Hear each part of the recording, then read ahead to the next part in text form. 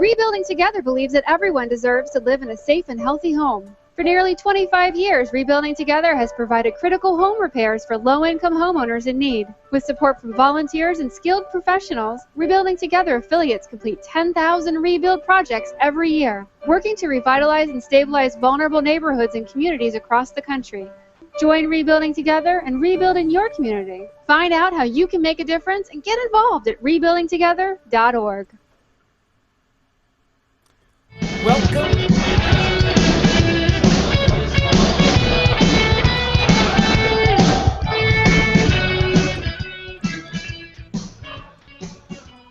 Welcome to My Fix It Up Life Live. Hi guys, I'm Teresa. And I am Mark, and we are talking to the DecorGirl. DecorGirl. DecorGirl, she should have a cape. DecorGirl. DecorGirl. Yeah, it kind of needs an R. It needs an R. Why did you remodel her name from decor to deco? Because I feel it that way. You felt the mojo? I just feel it that way. Oh, okay. And she is here. The next time we talk to her, she'll be the deck girl. Lisa M. Smith is here to talk with us about all of her passions, but the main one being her roof garden, which is a totally out there way to keep the rain out of your house. Hi, how are you? Good. How are you guys? We're doing great, and I am so excited to talk about your roof garden because I have been fascinated and been wanting to explore doing a roof garden for like 15 years. And so when I saw that you had done one, I had to talk to you. Like, it was an immediate thing. And so I think I saw it on Twitter at the DecorGirl. And I read your blog post, which is up on your website. And, you know, the reasons why you decided to do the roof garden in the first place were awesome. So share with us why you decided to do it. Basically, because it's cool. It's a cool factor. I didn't need it, and we wanted to do something different. I like that. I like because it's cool, because it is kind of cool. I'll ask a geeky tech question right out of the bat. Okay. Is it literally cooler or warmer in your house? Does it insulate your house and help it stay more comfortable?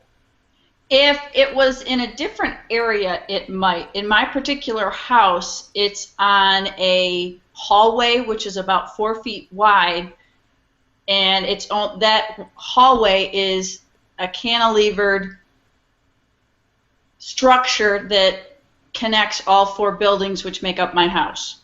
Awesome. That is really cool. That is awesome. So it links it all together. Yeah. So when you decided that you wanted to, like, what was your inspiration? Like, had you seen someone else do a roof garden before? Or did you read it in a magazine, a book, like hear a lecture on it? Like, where did you get the idea for it? Well, I had known about it because my husband's business handles commercial roofing. So that's how I know about it. Oh, that's cool. Well, I think, like, for commercial roofing, and years ago when I lived elsewhere, actually, when we met, the city hall in the town had a green roof. And I thought, you know what? It should be the law. Forget about asphalt. Forget about sun baking, heat island, all that stuff. Put a garden up there. Well, you know, a garden makes sense, especially in an office building, because, you know, having a place for people that work in the building to go and to be able to, you know, gather. And we were in one recently. In New York City. And they had, like, gardens, an herb garden outside on their roof. And it was absolutely lovely and so surprising to have something like that. So what are you growing on your roof? Well, mine is full of, I think it's 5 different varieties of sedum. Okay. So, they flower. It's a succulent. They're good because it basically does bake in the sun. You need something that's gonna not need a whole lot of water. Sure. Okay. and look good 4 seasons. Now, do you have to weed your roof? Me? No. My husband? Yes. I do not get on a ladder to weed. But he does. He has to get up on a ladder and go up there and weed the roof. On occasion, it's the sedum's so tight, you don't really get a lot, but because birds go up there and birds leave things behind, grass seeds, clover seeds, things like that, then you tend to get a little bit. But it's really easy to just go pick it out, because also the aggregate the soil that the sedum's in is pretty loose. It's not like compact like dirt, so it's pretty easy to pull stuff out. Do you have to put dirt back after it rains so much and all that? After No. a couple years? No, it's actually not dirt. I call it dirt, but it's a bunch of other stuff that's in there that's made to hold water. It's also made to drain water. In most cases, these are on flat roofs, so if it was dirt, it would hold too much water and be way too heavy, because weight is an issue with these. Okay. But they come in, I think it's like a 2 by, or maybe a 1.5 by 2.5 foot container. Those are the trays. I think I sent you one of the pictures that shows the trays, shows the roof before the trays, and then it shows it with the trays going in. And those hold the aggregate. They're pre-planted once they go up, and they just get better and better each year. So is there a place that you went to that sells these trays? People that are, yeah. It's, like I said in my blog post, this is not a DIY project. Yes. Wow. And you have to deal with somebody that works with these programs. Now, I dealt with Firestone Building Products, which is their roofing arm of Firestone, and they at the time worked with a company called Live Roof. Okay. And these are live roof trays, which usually a lot of those type of people will contract with a local grower who grows the trays for you. You get a nice little catalog and you pick up, well, I want this mix or I want that mix, and this is what my roof's going to look like. Wow, that is so cool. I love that there's a local grower involved. I think that's awesome. And then like picking what you're gonna have too. Like I'm sure there's limitations on what you can grow because of how deep the roots go and because of what kind of sun they get and everything. But could you do like an herb roof?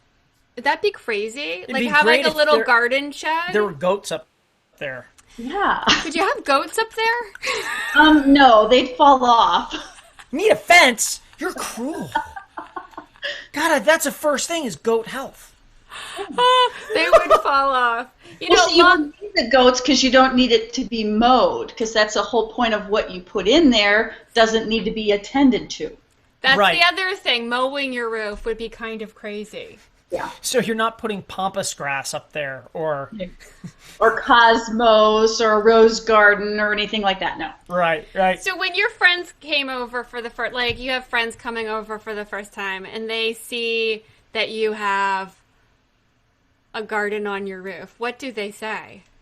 Oh, cool. Same They're thing like, you really? said. Are those plants on your roof? I'm like, yep. Nice. How long does it take for them to ask if they could go up there?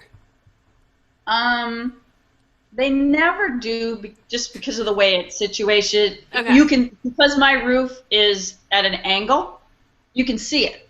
So there's nothing to go up there and see. You can see it all from the ground.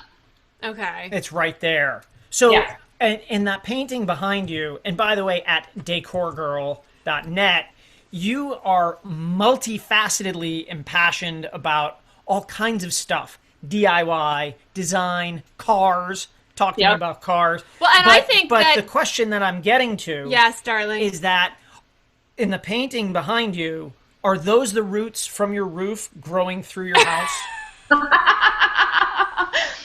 Close. I'm about 20 feet away from where the hallway is.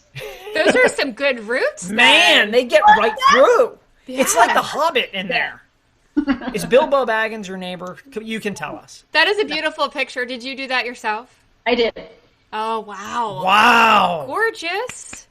Gorgeous. Museum we can clap. See more artwork on your website, too.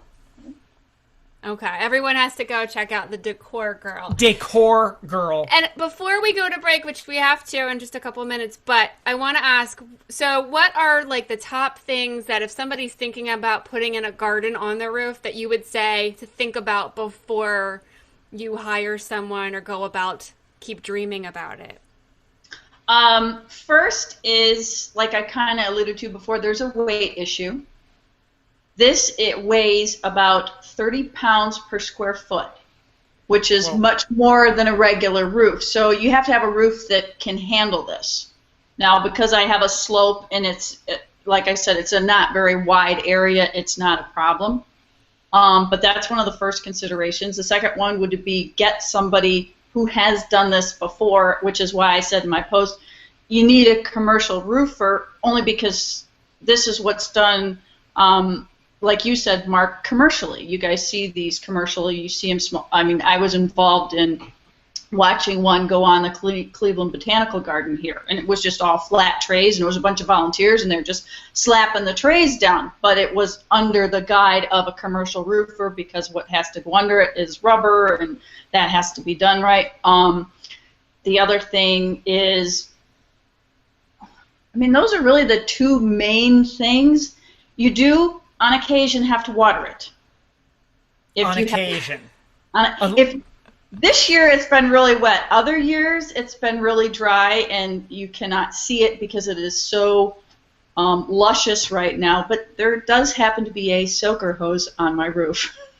That is absolutely bananas. So I love that. If you see the DecorGirl Lisa M. Smith watering her roof, spraying her house, it's not on fire. It's just super hot. That's right. So thank you for hanging out with us. Thank you. Keep your design and DIY inspired while you're on the move with more My Fix It Up Life tips and ideas. Follow us and follow the DecorGirl on Twitter, Facebook, and Google+, and make sure to check out the next My Fix It Up Life live, baby! Woo! Thank you, Lisa. That was fun. Thanks. Bye.